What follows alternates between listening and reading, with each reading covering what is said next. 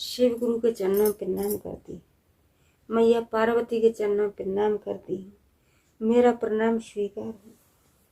हरिंदर भैया के चरणों में प्रणाम करती हूँ। नीलम दीदी के चरणों में प्रणाम करती हूँ। मेरा प्रणाम स्वीकार हो। सभी देवी देवताओं के चरणों में प्रणाम करती हूँ। धरती माता के चरणों में प्रणाम करती हूँ। मेरा प्रणाम स्वीकार हो। सभी माता पिताओं को प्रणाम करती हूँ। सभी गुरु बहन गुरु भाइयों को प्रणाम करती हूँ। मेरा प्रणाम स्वीकार हो। आइए, आप सबका कमलेश भक्ति चैनल पर स्वागत है और मैं आपको एक सुंदर सी कथा सुनाने जा रही हूँ। अब कथा पूरी सुनना चाहिए, अधूरी में आधी कथा नहीं सुनना चाहिए। आधी कथा सुनने पे शिव गुरु का अपमान होता है, पूरी कथा सुनने पे सम्मान होता है और कथा के बारे में जानकारी बढ़ती है कि कथा में क्या बताया गया है। तो पूरी कथा सुनना चाहिए, पूरी चर्चा सुनना चाहिए, पूरी चर्चा सुनना चाहिए। आइए, आप सबका कमलेश भक्ति चैनल पे स्वागत है। और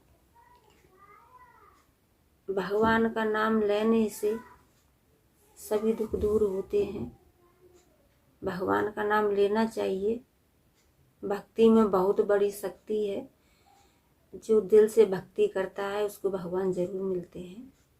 भक्ति में सबसे बढ़कर शक्ति है, इसीलिए भगवान का नाम लेना चाहिए। भगवान का नाम लेने से सभी दुख दर्द टेंशन कष्ट मुसीबत सब दूर होते हैं भगवान का नाम लेने से। आइए, मैं आपको एक चर्चा सुनाने जा रही हूँ। कथा बहुत सुंदर है। एक झुग्गी झोंपड़ी थी। तो झुग्गी झोंपड़ी में मढ़ई में और भी मढ़ई थी। तो उसमें बेचारे भिखारी भिखारिन और अपना ऐसे जैसे रहते थे, अपने गरीब मजदूर, वही सब टूटी मढ़ई में टूटी झुग्गी में वही सब रहते थे। तो एक भिखारी था, एक भिखारिन। तो भिखारिन के एक बेटा पैदा हुआ था।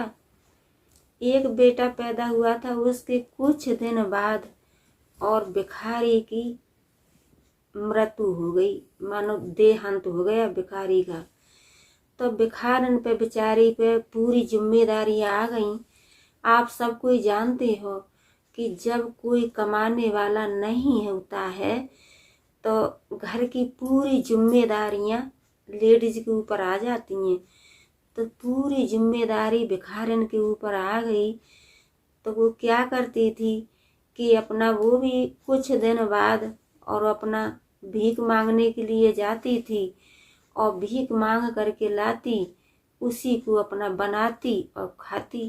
तो एक छोटा सा बेटा था, तो उस बेटे को भी अपने साथ में ही लेके जाती थी और भीख मांगती थी बेचारी, और आ करके उसी का भोजन बनाया। और उसका काम था कि जो भीख में मिलता था, तो जितने जैसे वृद्धा उम्र की बुढ़ा बुढ़िया और जैसे अपाज हैं और जैसे मतलब अपने परेशान है, कोड़िए कलंकिए, तो बेचारी थी तो भिखारिन, लेकिन वो ऐसा काम करती कि जो भी भीख में मिलता था तो वो थोड़ा थोड़ा थोड़ा थोड़ा प्रसाद के रूप में सबको दे देती थी। वो अपने दिल से इतनी वो थी उसके दिल कि वो जो भीख में मिलता था तो सबको थोड़ा थोड़ा दे देती। और जिस दिन कम मिलता था तो उस दिन उन सबको नहीं देती थी। और जो बुढ़ा बुढ़िया बहुत वृद्धा उम्र के थे, दोनों पति पत्नी, तो उनका उसका नियम था भिखारिन का कि दोनों बुढ़ा को और बुढ़िया को बड़े प्रेम से बड़े भाव से और दोनों को भोजन कराती थी, खाना बनाती थी और खाना बना के परस के उन दोनों को ही देती थी सबसे पहले। और सबको बाद में जैसे बच गया तो दूसरों को दे दिया, अगर न बचा तो कोई बात नहीं है।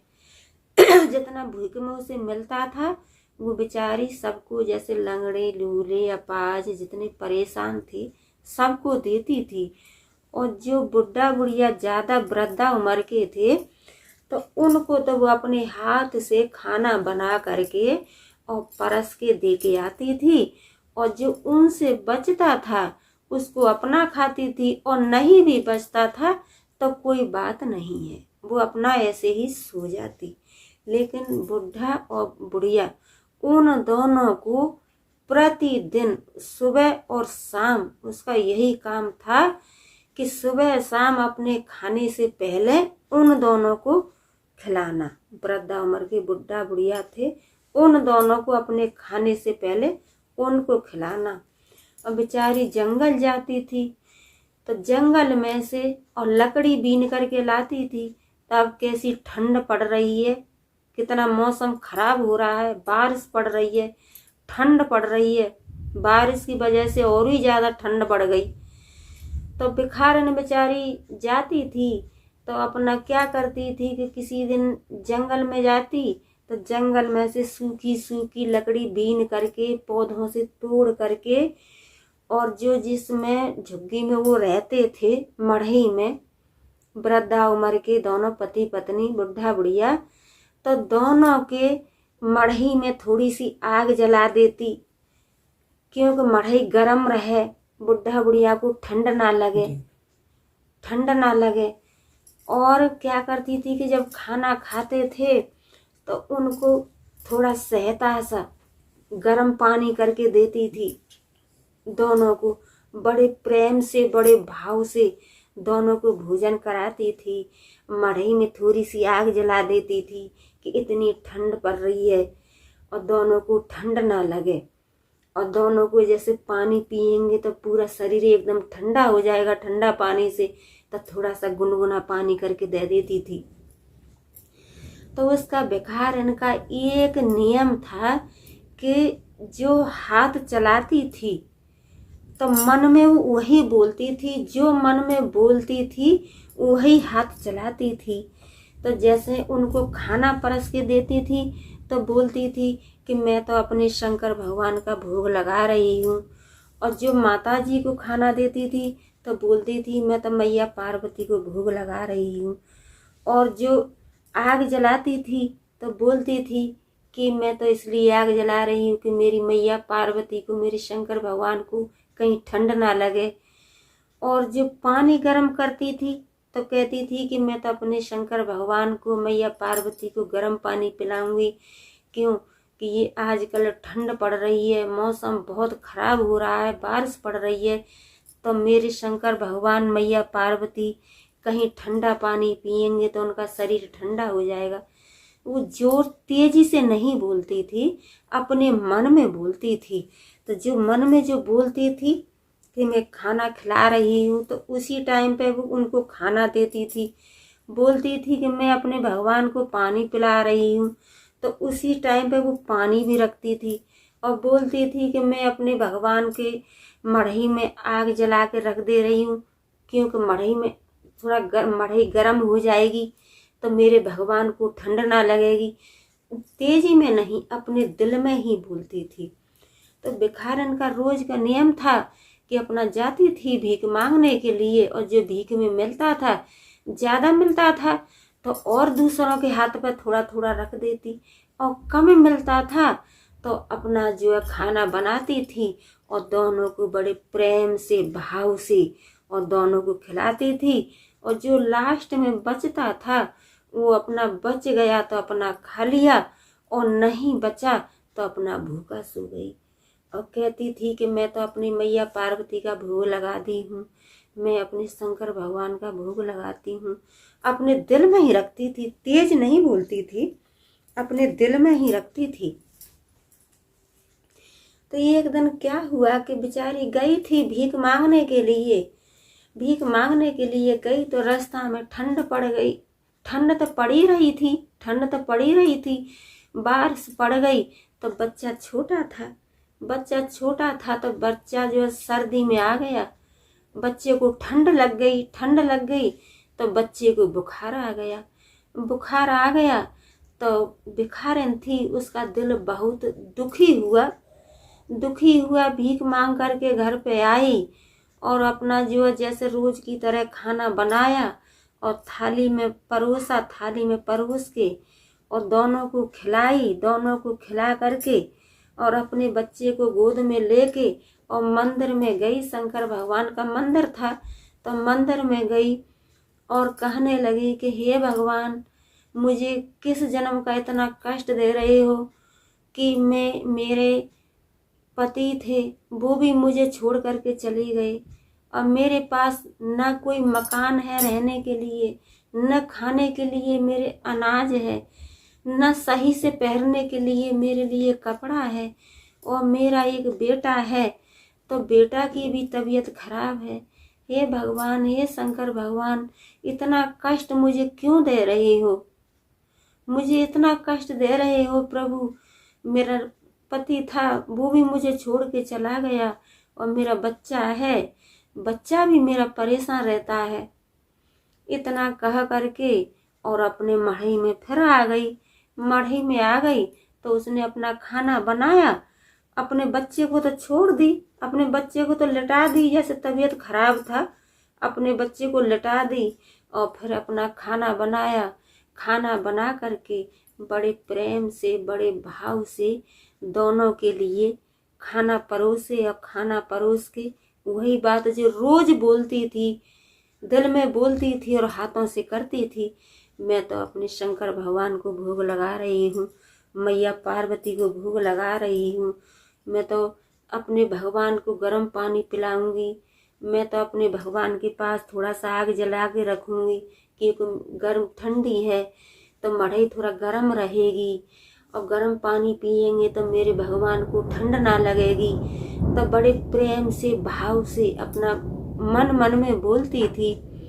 ये बोल करके आई और अपना जैसे सो गई, आकर के अपने बच्चे को लेके सो गई तो अपना यही सोचती रही कि हे शंकर भगवान, मैं कौन से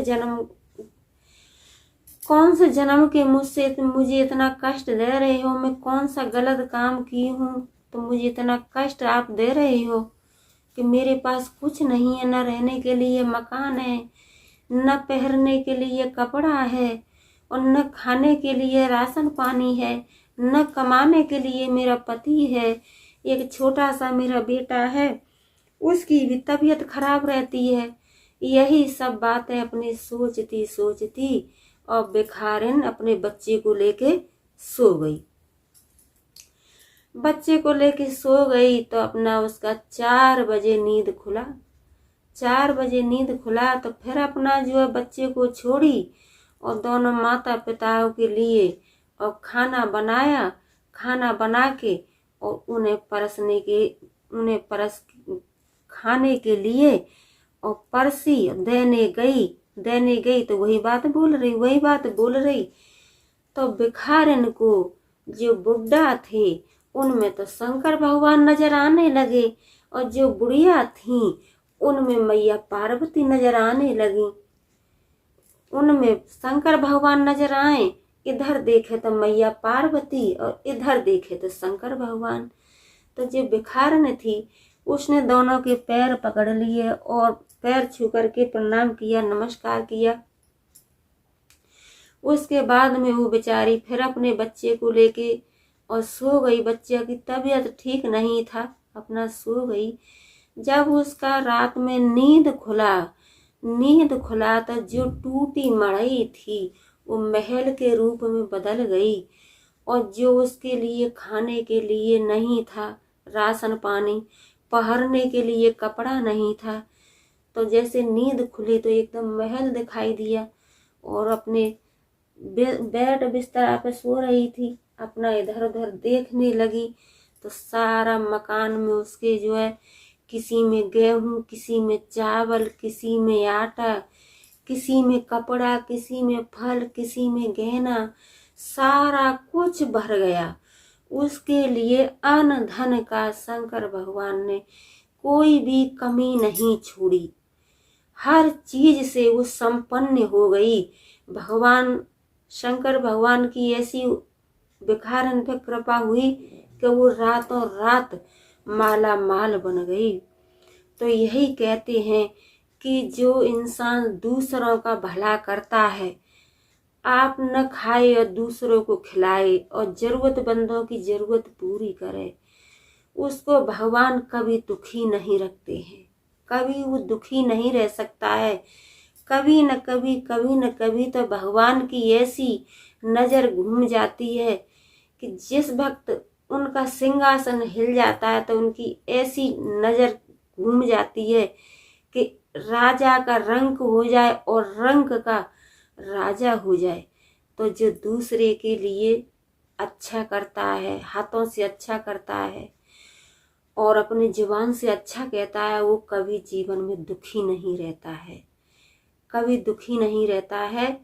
और मेरी वीडियो को लाइक, शेयर, कमेंट, सब्सक्राइब कीजिए और रेड कलर का बटन है उसे दाबना ना भूलें। बराबर में घंटी का निशान है उसे भी दाबना। और भगवान का नाम लेने से, सुनने से सभी दुख, मुसीबत, कष्ट सब दूर होते हैं। तो मेरी वीडियो को लाइक, शेयर, कमेंट, सब्सक्राइब करना मत भूलना और घंटी का निशान दबाना मत भूलना। बोलो शंकर भगवान की जय, बोलो मैया पार्वती की जय। हर हर भोले, ओम नमः शिवाय।